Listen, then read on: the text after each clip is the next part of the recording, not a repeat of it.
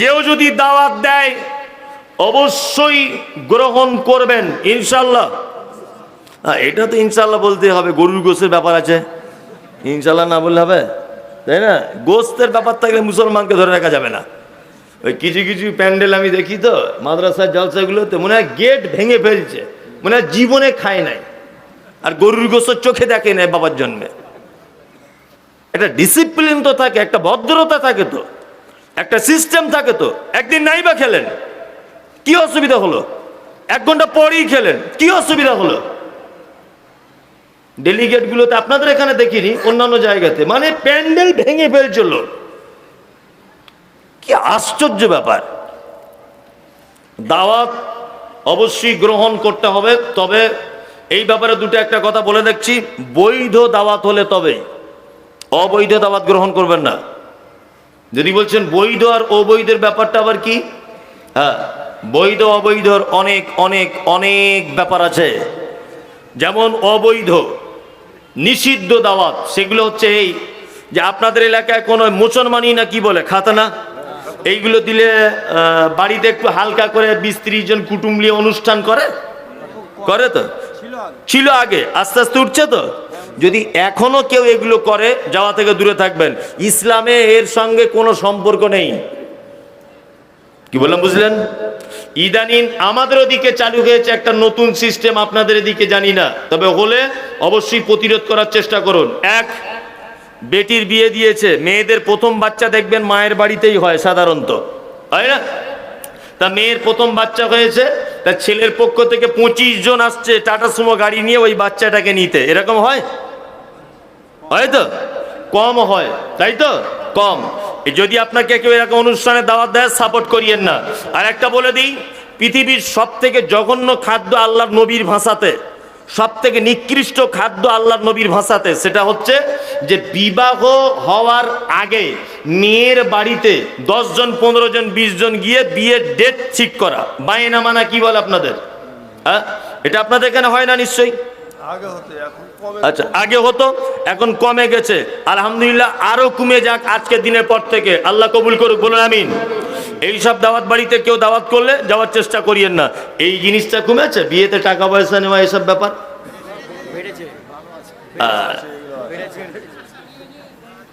আলহামদুলিল্লাহ এইসবগুলো আছে। তাহলে আমি ভাবলাম হয়তো আমাদের ওদিকে আছে, আপনাদের দিকেও মাশাআল্লাহ। যাই হোক, এটাও একটা ব্যাপার। তবে এখন সমস্যা দুই পক্ষেরই, এক পক্ষের সমস্যা নয়। কেউ কিছু না নিলে আবার মেয়ের বাপ বলছে মনে হয় ছেলের কোনো ব্যাপার আছে, তাছাড়া কই কিছু চাইলো না, বলে না? এটাও একটা সমস্যা হয়েছে এখন ইদানিং, অনেক জায়গাতে নিচ্ছে আলহামদুলিল্লাহ, অনেক মানুষই নিচ্ছে না, ওটা তো আলাদা ব্যাপার। কিন্তু যারা নিচ্ছেন, এখানে তো ওই ফেরেশতা নেই যে কেউ নেয়নি, হ্যাঁ? এখানে কি সবাই ফেরেশতা আছেন? কই দেখুন তো, বলুন তো দেখি যে 1 টাকাও লিইনি। এটা কোরআনের মজলিস, আপনি মিছে মিছে হাত তুলতে পারবেন না। ওই একজনে এইরকম করে তুলছে, ওই যে সাদা গেঞ্জিওয়ালা, কি ব্যাপার? একটু জোরে তুলুন দেখি কে গেছেন, তুলুন। তার মানে হাত যারা তুলতে পারছেন না, নিশ্চয়ই গোলমাল গোলমাল গোলমাল ভেজাল আছে।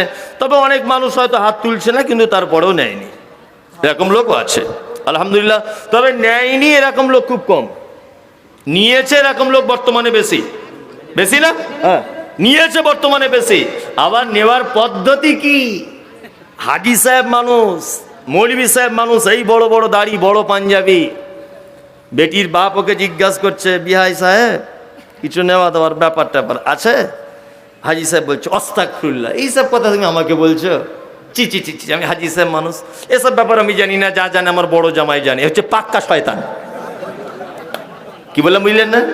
যারা বলছে যা জানে বড় জামাই জানে, পাক্কা শয়তানে।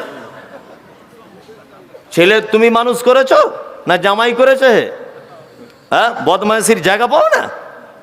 ছেলে কে জন্ম দিয়েছে? কুল্লুকুম রাইন ওয়া কুল্লুকুম মাসউলুন আন রায়াতিহি। আল্লাহর নবী বলেছেন প্রত্যেক বাড়ির গার্জিয়ানকে জবাবদিহি করতে হবে তার অধীনস্থে থাকা বেটি, তার বেটা সম্পর্কে। তা তোমার জামাই কেন ওখানে মাঝখানে এলো? এরকম জামাই যদি কেউ থেকে থাকেন, আর শ্বশুর যদি আপনাকে এই দায়িত্ব দেয়, তাহলে অবশ্যই শ্বশুরের মুখের উপরে বলে দিয়েন যে এই রকম নেমো খারামি কাজ আমি নেই। তবে আপনি জামাই হিসাবে বলতে পারবেন না, কারণ আপনিও তো লিয়ে রেখেছেন, আপনি বলতে পারবেন না। কি বলছি বুঝতে পারছেন না? আবার চাওয়ার পলিসি কেমন, চাওয়ার পলিসিটা দেখুন। জামাই আবার গিয়ে বেটির বাপকে বলছে, না বিশেষ কিছু চাই না, এই একটা মোটর সাইকেল দিবেন, আপনার মেয়েই চাপবে, আমার শালা ড্রাইভার হিসেবে থাকবে। একটা মোটর সাইকেল দিবেন, আপনার মেয়েই যাতায়াত করবে, আমার শালা ড্রাইভার হিসেবে চালাবে। তো এক কাজ করে একটা থালা দিতে বলো, তোমার শালা ভিক্ষা করবে থালাটা নিয়ে, আর ওর মেয়ে হাত ধরে ধরে ঘুরবে। থালা চাও একটা, একটা অসভ্যতার তো একটা সিস্টেম থাকে, থাকে না? থাকে। এখনকার মেয়ের বাপেরা মেয়ে জন্ম দিয়ে মনে হচ্ছে বড় বিপদে, বিপদে নয়, খুব বড় বিপদে, যেন মুসিবতে রয়েছে তারা। কত মুসিবতে আছে, আমি ছাড়া ভুক্তভোগী আপনি বেশি নন। আপনার সোশ্যাল মিডিয়া দেখেছেন যে আমার একটা মহিলা মাদ্রাসা আছে, মহিলা মাদ্রাসা রুকাইয়া লিল বানাত। তা ফ্রিতে পড়াশুনো করছে ছাত্রীরা, প্রায় 235 জন ছাত্রী আছে, আলহামদুলিল্লাহ ফ্রিতে পড়াশুনো করছে, 3 বেলা খাওয়া দাওয়া সব ফ্রিতে। তা একটা বাড়ির 4-5টা করে বেটি। তা আমি একটা অফার দিয়ে রেখেছি মাদ্রাসায় সোশ্যাল মিডিয়াতে, যে এতিম যদি কেউ হয় তার বিয়েটা আমি দিয়ে দেবো ইনশাল্লাহ, আবার নিজের খরচাতেই আমি দিয়ে দেবো, কোনো চাঁদাপত্র নয়। আর যদি দুস্থ কেউ হয়, প্রমাণ যদি এটা করতে পারে, প্রধান গিয়ে যদি প্রধান থেকে লিখিত আনতে পারে যে এরা খুবই দুস্থ, এদের সামর্থ্য নেই বিয়ে শাদী দেবার, আমি তাকেও দিয়ে দেবো। এটা আমি দায়িত্ব রেখেছি, প্রত্যেক বছরে ইনশাল্লাহ বিয়ে দেবার কাজ চলছে। তবে আমি বিয়ে দিতে গেলে 1 টাকাও লাগে না। সেই রকম ছেলেরাই বলে যে হুজুর আপনার মাদ্রাসার একটা মেয়ে দেন, ফ্রিতে নিয়ে চলে আসবো। বরঞ্চ আমার মাদ্রাসায় 5000 টাকা দান করে আসে আর বেটিটাকে নিয়ে আসে, ওটা আমার লাভ, বুঝলেন না? 1 টাকাও লাগে না। তবে মাদ্রাসার মাধ্যমে আল্লাহ ওদেরকে হেদায়েত দিচ্ছে বা কবুল করছে। যাই হোক, আমি একটা জিনিস বুঝতে পেরেছি যে একটা ফ্যামিলি 3টে পর্যন্ত একজনের বেটি আমার মাদ্রাসায় পড়ছে। তা ওর মা যখনই দেখা করতে আসে, আমি নাম বলবো না, সোশ্যাল মিডিয়া জেনে গেলে মন খারাপ, যখনই দেখা করতে আসে তখন হাত দুটো জড়িয়ে ধরে বলে, মৌলানা সাহেব মেয়ে বড় হয়ে যাচ্ছে, একটু বিয়ের ব্যাপারটা দেখবেন, আমরা খুব গরিব মানুষ, খুব অসহায় মানুষ। তখন মনে মনে বলি যে কোনো টেনশন নেই, এটাই সমাজের আজ অবস্থা। আস্তাগফিরুল্লাহ। আপনি যে গরিব মানুষের বাপের কাছ থেকে টাকা নিচ্ছেন, আপনি জানেন যে তার বাপ লালগোলার দিকে মসজিদে জুম্মার নামাজ পড়ে মানুষের কাছে হাত পেতে রুমাল বিছিয়ে মসজিদের দরজাতে বসে? ছি ছি ছি, এই অরাজকতা কবে উঠবে? হ্যাঁ, এই नीच मानसिकता রাখবেন না প্লিজ, কিছু মনে করিয়েন না। मुझे मंजूर नहीं कि मैं किसी का शिकायत करो, मगर बात ही से बात निकल आती है तो मैं क्या करो। ইচ্ছা হয় না আপনার বিরুদ্ধে কিছু বলতে, আপনার জমির পাশে আমার জমি নেই, আপনার বোনের সঙ্গে আমার ভাইয়ের বিয়ে দেওয়া নেই, আপনার বেটির সঙ্গে আপনার জামাই নয় আমি, যে আপনার প্রতি আমার হিংসা রয়েছে, আপনি আমার দিনী ভাই। এই সমস্ত অসভ্য কাজ থেকে আপনি বিরত থাকুন, ইনশাআল্লাহ আল্লাহ আমাদেরকে সেই তৌফিক দান করে, বলুন আমিন। এবারে একটা কথা বলছি, যারা টাকা পয়সা নিয়েছেন এটা বান্দার সঙ্গে জড়িত পাপ, খুব মাথায় রাখবেন। এটা বান্দার সঙ্গে জড়িত পাপ, এটা আল্লাহর সঙ্গে জড়িত পাপ নয়। যদি আপনি 30 বছর নামাজ পড়েননি, 31 বছর বয়সে নামাজ পড়া ধরেছেন, আপনি যদি সেই দিনই দোয়া করেন যে আল্লাহ 30 বছর পর্যন্ত শয়তানের চক্রান্তে পড়ে নামাজ পড়তে পারিনি, আপনার বাকি 30 বছরের পাপ সাথে সাথে ক্ষমা হয়ে যাবে ইনশাল্লাহ। কিন্তু আপনি আপনার স্ত্রীর বাপের কাছে টাকা নিয়েছিলেন, এটা যদি আর সারা জীবন দোয়া করেন ক্ষমা হবে না, কারণ এটা মানুষের সঙ্গে জড়িত পাপ। এই জন্য বিনীত অনুরোধ, টাকা ফেরত দিতে হবে, কোনো উপায় নেই। যে যা নিয়েছে ঘুরে দিতে হবে, আর যদি ঘুরে না দেন আপনার স্ত্রী খাটের উপরে থাকবে, আপনি নিচেই থাকবেন, এই ফয়সালা। কি বুঝতে পারছেন না? ওর বাপ দিয়েছে খাট, ও খাটের উপরে থাকবে, আপনি নিচেই থাকবেন। এবার আপনাকে একটা কথা বলছি, খুব মন দিয়ে শুনবেন। একটা লোকের বাড়িতে চোর এসেছে, চোর, খুব গরিব মানুষ, খুব অসহায়। তাই 1 সপ্তাহ পরে তার বেটির বিয়ে, টাকা পয়সা জোগাড় করেছে 2 লাখ টাকা। তা রাতের বেলা চোরগুলো এসে, বাড়িতে কেউ আছো বাড়িতে? বুড়া লোক, গরিব মানুষ, উঠেছে আস্তে আস্তে, উঠে বলছে, হ্যাঁ বাবা, কারা তোরা, বাড়ি কোথায়? বলছে আমাদের বাড়ি যেখানেই হোক, তোর বেটির বিয়ে দিবে শুনলাম। বলছে হ্যাঁ। বলছে 2 লাখ টাকা জোগাড় করেছিস শুনলাম, টাকাগুলো দে, তোকেও মারবো তোর বুড়িটাকেও মারবো।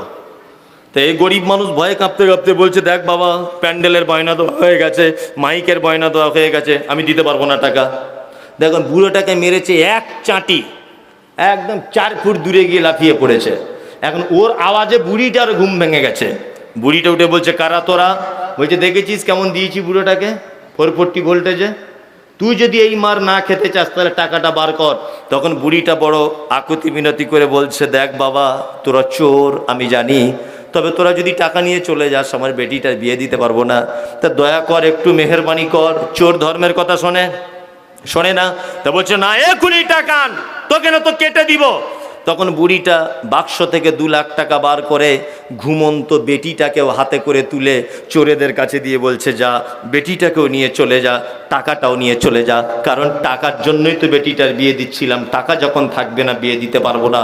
চোরগুলো তখন বলছে, অসম্ভব ব্যাপার, হরিশ্চন্দ্রপুর থানার পুলিশ এখনই ধরবে। কি কেন? না তোর মেয়েকে যদি নিয়ে যায় এত রাতে আমাদের নারী পাচারকারী বলে কেস দিয়ে দিবে, বরঞ্চ শুধু টাকাটা দাও, গুনে নিয়ে চলে যায়। তাহলে চোরেদের একটা বৈশিষ্ট্য হলো শুধু টাকা নিবে, বেটি নিবে না। বর্তমানে কিছু কাওয়ামারির যুবক ছেলের বাপেদের বৈশিষ্ট্য হলো টাকাও নিবে, বেটিও নিবে। তাহলে বলুন তো, চোর ভালো না যারা বিয়েতে টাকা পয়সা নেয় এরা ভালো? চোর ভালো। চোরের একটা কোয়ালিটি আছে, ও বেটি নিবে না, বেটা নিবে, টাকা নিবে। আর এত বড় বদমাইশ, টাকাও নিবে, বেটিও নিবে। তার মানে বোঝা গেল এরা চোরের থেকেও নিকৃষ্ট। আদেশ করিল আল্লাহ পবিত্র কোরআনে, আর বিবাহ করিতে যত আদম সন্তানের। কোরআনে আদেশে আল্লাহ যদি না করিত, মানুষের বংশ সব ধ্বংস হয়ে যেত। কিন্তু হায় বর্তমানে হতেছে এমন, বেটির বিয়েতে বেটার বাপ নিচ্ছে কত পণ। কেউ সোনা দানা নিচ্ছে, কেউ টাকা করি, কেউ জমি জায়গা নিচ্ছে, কেউ নিচ্ছে বাড়ি। আবার কত বাপজি বলে নিব না কপন, আর বেটা বেটি সাজিয়ে দিক বিয়াই আপন। টাকার বেলা সাধু সাজে, জমির বেলায় চোর। বর্তমানে বেটার বাপ এমনি হারামখোর। চোর লোকে চুরি করে অন্ধকারে হলে, বেটার বাপ করে চুরি দিনের উজ্জ্বলে। হাইরে বেটার বাপ তুমি এমনি লুভি হলে, টাকারও বদলে বেটা বিক্রি করিলে। হরিশ্চন্দ্রপুর হাটে শুনি বিক্রি হয় পাঁঠা, পাঁঠার মতো বিক্রি করো তোমরা নিজের বেটা। হাইরে বেটার বাপ তুমি এমনি লুভি হলে, টাকারও বদলে বেটা বিক্রি করিলে। তোর জন্য কে বাদাই জানো বেটার বাপ, শত শত বেটির বাপরা দিচ্ছে অভিশাপ। কথা বাস্তব বললাম না বাস্তব? বিশ্ব নবী বলেছেন, ইজাবাতুদ দাওয়াতে, বৈধ দাওয়াত দিলে কবুল করো। তুমি যদি বুঝতে পেরে যাও যে ও বিয়েতে টাকা নিয়েছে, এটা 100%, আমি হারাম এ কথা বলছি না। বিয়েতে টাকা নেওয়া হারাম আমি এ কথা বলছি না। তবে আপনাকে এটা আমি বলতে পারি যে সামাজিকভাবে আপনি তার দাওয়াত বাড়িতে যাওয়া থেকে নিজেকে বিরত রাখুন। ওর মনে যেন একটা শিক্ষা হয় যে গ্রামের একটা ভালো মানুষ আমার বেটির বিয়েতে এলো না, আমার বেটার বিয়েতে এলো না, ওর যেন একটা শিক্ষা হয়। তখন আপনাকে যখন জিজ্ঞাসা করবে, কি ব্যাপার আব্দুল মালেক ভাই, আপনি বিয়েতে এলেন না, মুখের উপরে বলেন যে আমার কাছে 100% সিওরিটির খবর রয়েছে তুমি তোমার বেটার বিয়েতে 1.5 লাখ টাকা নিয়েছো। অন্তত একটু লজ্জা পাবে। সামাজিকভাবে বয়কট করুন। নাম্বার 5, ভালো কাজ বলে দিচ্ছি। আল্লাহ নবী সাল্লাল্লাহু আলাইহি ওয়াসাল্লাম বলেছেন, তাসমিতুল আতেশে। 5 নম্বরের ভালো কাজ হচ্ছে, এই কারোর হাঁচি হলে কি বলতে হয়? আলহামদুলিল্লাহ যে শুনবে, ইয়ারহামুকুল্লাহ যে শুনবে, ইয়াহদিকুমুল্লাহ ওয়া আসলিহু বালাকুম। এই 3 পর্যায়ের উত্তর দিতে হবে। আমি আপনাদেরকে 5টা ভালো কাজ বলে দিলাম। 1, সালাম দিতে হবে। 2, জানাজার সালাত পড়তে হবে। 3, অসুস্থকে দেখতে যেতে হবে। 4, বৈধ দাওয়াত কবুল করতে হবে। 5, হাঁচি হলে 3 পর্যায়ের উত্তর দিতে হবে। আল্লাহর নবী তিনি বলছেন, হাক্কুল মুসলিম আলাল মুসলিমে খামসিন। এটাই 5টা জিনিস হচ্ছে একটা মুসলমান আর একটা মুসলমানের উপরে হক বা দায়িত্ব। ইনশাআল্লাহ দায়িত্ব পালন করব। আর একটা পৃথিবীর সব থেকে ভালো কাজ বলে দিই। আল্লাহ তাআলা আমাদেরকে জিজ্ঞাসা করবেন, পৃথিবীতে সব থেকে ভালো কাজ তোমরা কে করে এসেছো? আর একটা দামি ভালো কাজ বলে দেবো, হ্যাঁ বলে দিই। এইবার আপনাদের কাছে বিনীত অনুরোধ, যারা দাঁড়িয়ে আছেন বসুন একটু। এই কাজটার সময় দাঁড়ানো যাবে না 1 মিনিটও। একটু মেহেরবানি করুন, একটু মেহেরবানি করুন। এই কাজটা অন্তত পক্ষে আপনি দাঁড়াতে পারবেন না। বসুন, সবাই নিজে নিজে ছেড়ে ছেড়ে যেমন একদম ভালো করে বসে যান ইনশাল্লাহ। এবং খুব অ্যাক্টিভ থাকুন। আপনি আমার দিকে মুখ করে খুব অ্যাক্টিভ থাকবেন, কোনো দিকে লড়াচড়া করিয়েন না। আপনাকে আমি একটা মারাত্মক ভালো কাজ বলতে চলেছি। কত মারাত্মক কাজ এই দেখুন। আপনাকে একটা কথা বলে রাখছি, সেটা হচ্ছে এই যে এটা কবরস্থানের উন্নতি কল্পে জলসা। যদি বলছেন টাকা তোলার ধান্দা করছেন, একদম নয়, ওই সব লাইনে আমি নেই। আমি আপনাকে একটা ভালো কাজ বলবো, তারপরে যদি আপনার ইচ্ছা হয় যে কিছু দেব, আপনি দিতে পারেন। আমি 10টাতে স্টেজে উঠেছি, এখন 12টা বাজতে গেল, 11:40 হয়ে গেল, আর 20 মিনিট 12টা বা 12টা 12:30 যাওয়াই হবে। আমি তো শেষ বক্তা, 2-5 মিনিট এদিক ওদিক হয়ে গেলেও কিছু করার নেই। আচ্ছা, এবার আপনাকে জিজ্ঞেস করছি, আচ্ছা বলুন তো, মানুষ এত কিছু করছে, দান সাদকা তাহাজ্জুদ নামাজ রোজা যা কিছু করছে, আচ্ছা বলুন তো কিসের আশায়? একটু জোরে বলুন না মেহেরবানি করে। জান্নাতের আশায়। আচ্ছা, এই জান্নাতে আপনি যেতে চাইছেন, তাই তো? আচ্ছা, খুব সহজভাবে এই জান্নাতটা কোথায় আছে এটা আপনার জানা আছে? জান্নাতটা কোথায় আছে আপনি জানেন? কোথায় এই জান্নাতটা আপনার আছে? আল জান্নাতু তাহাতা আকদামিল উম্মাহাত। রাসূলুল্লাহ বলেছেন, জান্নাত যত দামি হোক, জান্নাত তোমার মায়ের পায়ের তলায়। কি বলছি বুঝতে পারছেন তো? এটা আশ্চর্য ব্যাপার। আর একটা কথা বলে রাখছি, সেটা হচ্ছে এই যে পিতা মাতার পায়ের তলায় জান্নাত, এই হাদিস আমরা ছোট থেকে শুনছি, হাদিস ঠিক নয়।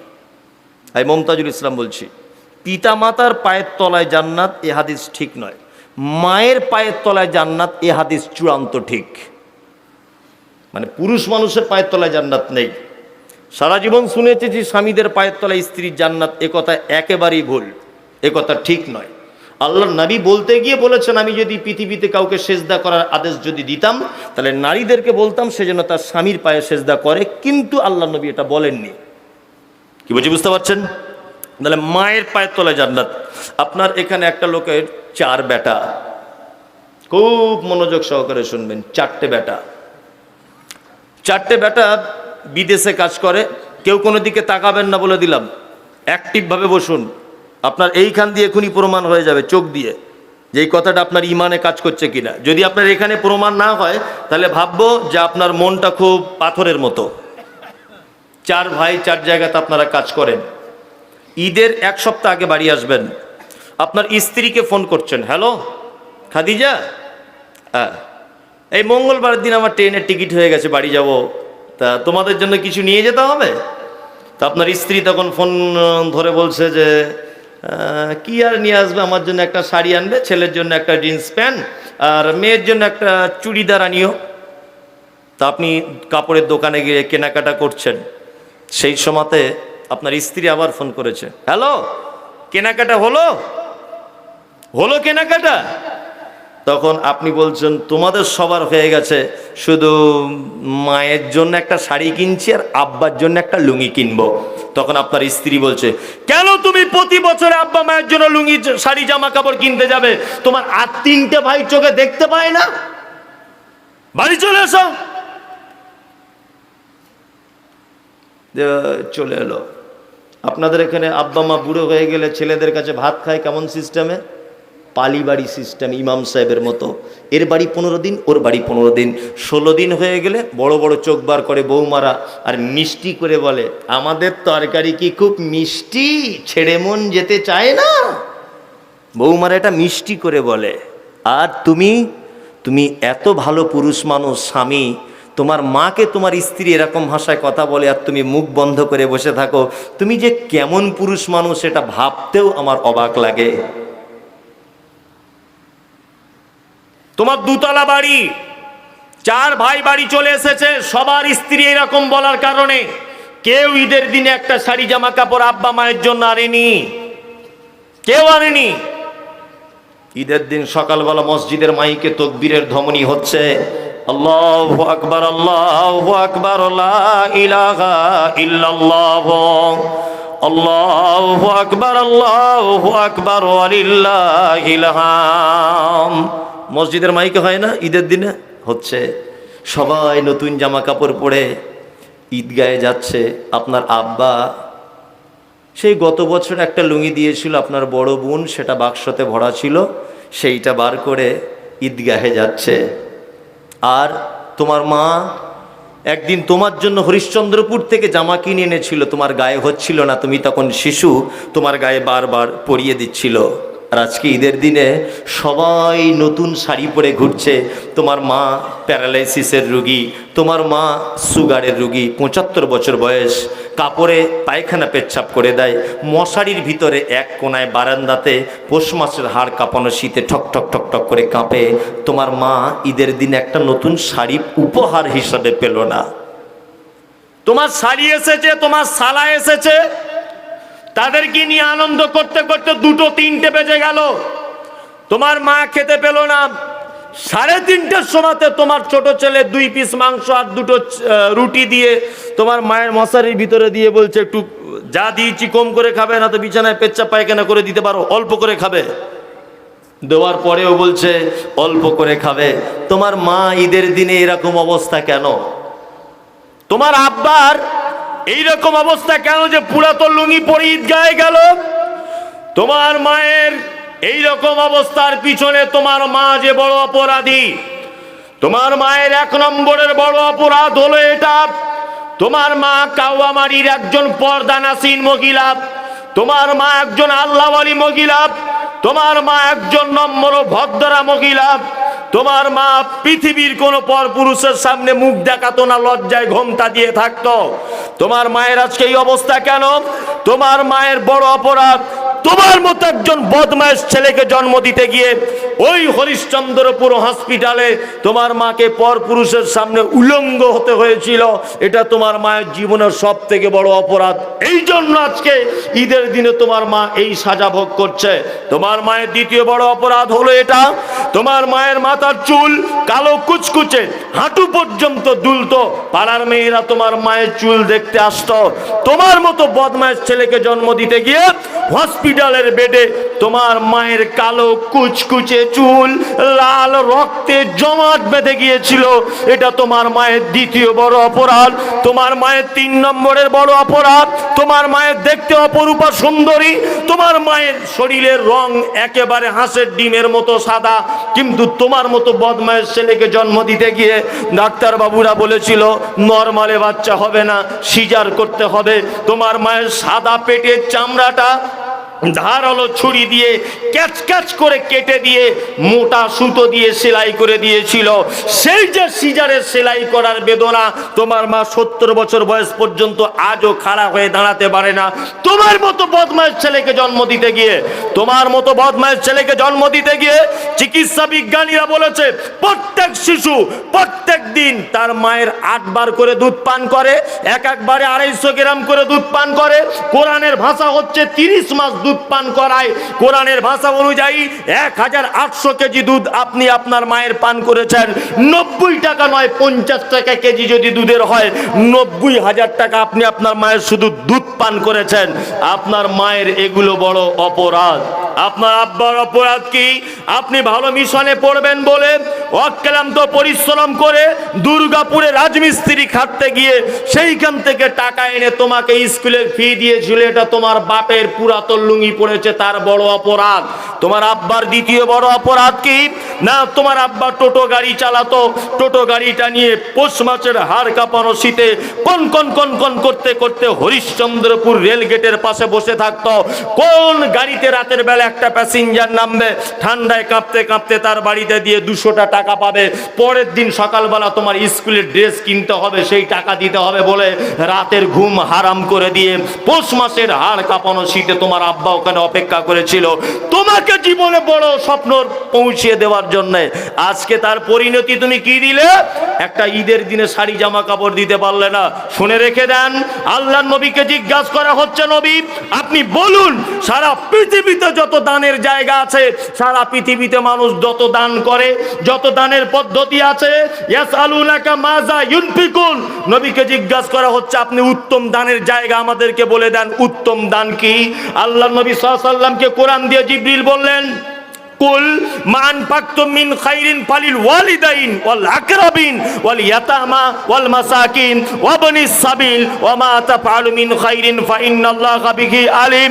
বিশ্ববাসীকে আপনি বলে দেন নবী, সারা পৃথিবীতে যত উত্তম কাজ রয়েছে তার মধ্যে উত্তম কাজ হলো এই, উত্তম দান হলো এই, তুমি তোমার মা এবং আব্বার জন্য যেটা খরচা করো, তুমি তোমার আব্বা মায়ের জন্য জুতো জামা প্যান্ট যেটা কিনে দাও, পৃথিবীতে এর থেকে উত্তম দান আর কোনো দান নেই। এটা আল্লাহ নিজে কোরআনে বলছেন।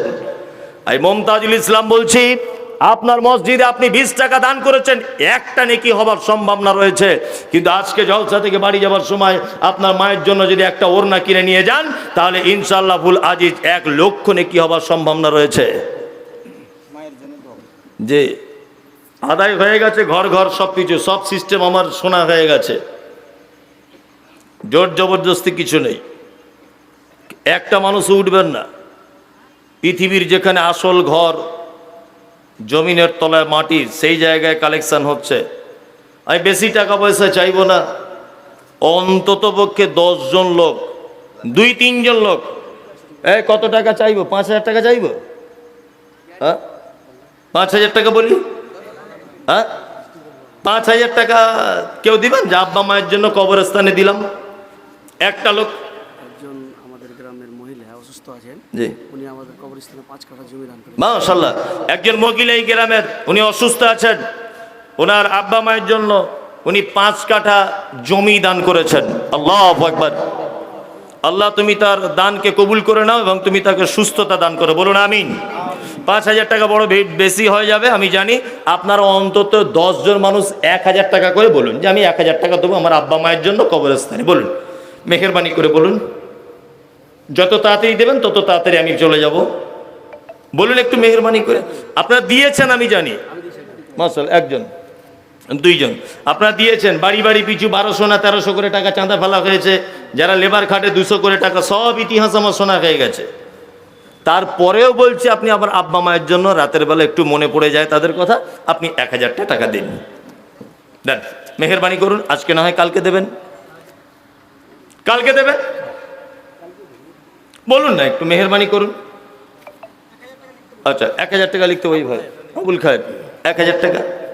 আসুন আসুন, আল্লাহ দিয়েছেন আব্বা মায়ের জন্য, যাদের জন্য পৃথিবীতে আলো দেখলেন, বাঁ হাতে নিলাম, কিছু মনে করিয়েন না, জি, যার জন্য পৃথিবীর আলো দেখেছেন, সে বেঁচে থাকলে খুব খুশি হবে যে আমার বেটা আজকে আমার জন্য দান করেছে।